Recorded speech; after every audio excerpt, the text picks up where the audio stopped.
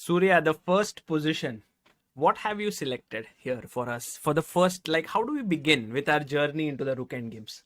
This is our first recording together, yeah, like when physically we are sitting together in front of camera. Absolutely. It had to be this, yeah. What else could I do with you? Like it had to be Lucena.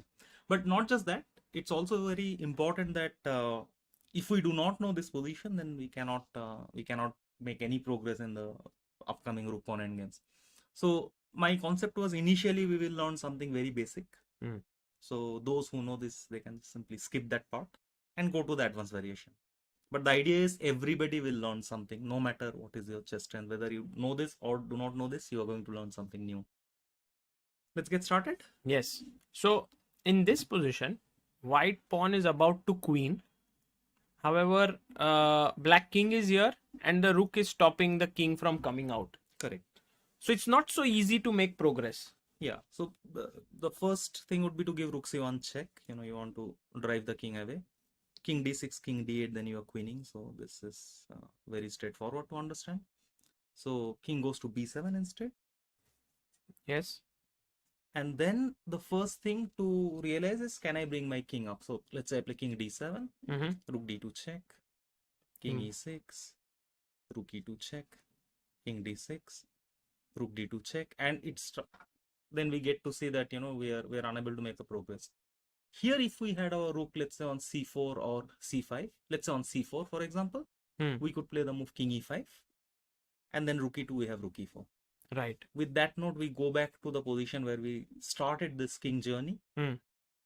And that's the famous Lucena position or bridge building, whatever. But you are the guy here who should explain this. So if the king goes to b7, we have to build the bridge, as you just said, that the rook should eventually come in between. Correct. So it seems a little bit weird, but we put our rook here on c4. And then when we bring our king out, let's say like this, then we can block. Exactly. Also, I want to say to the audience, like, if you are a stronger player and if you're thinking, why should I learn this? Then, it's just the basic, and trust me, irrespective of your rating, whether you're an unrated player or you're 2600 plus, you are going to learn something new. That's for sure. So bear with me.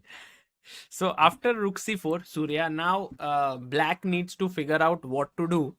And let's say if black brings his rook here to stop the king from coming out, then we can come from the other side. We can also play rook f4 and expedite things. Rook f4, then bring the king here and then queen the pawn. So let's say he waits. So we cannot do the same thing here. Rook d4, then he will play king c7.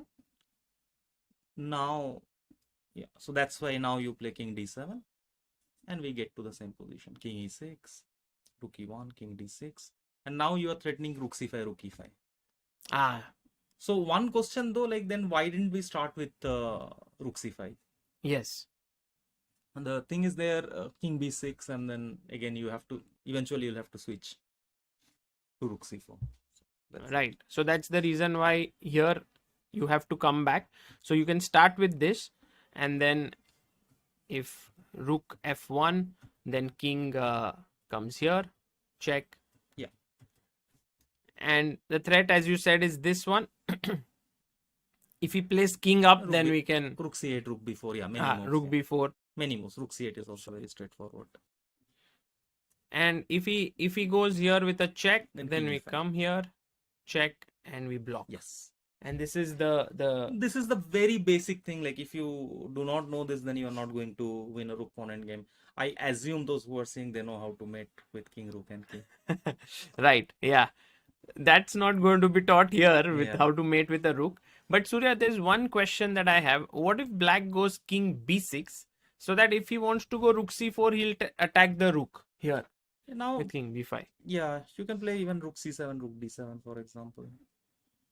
Or rook e4. Actually, rook e4 is even simpler in the previous move. Here? Yeah.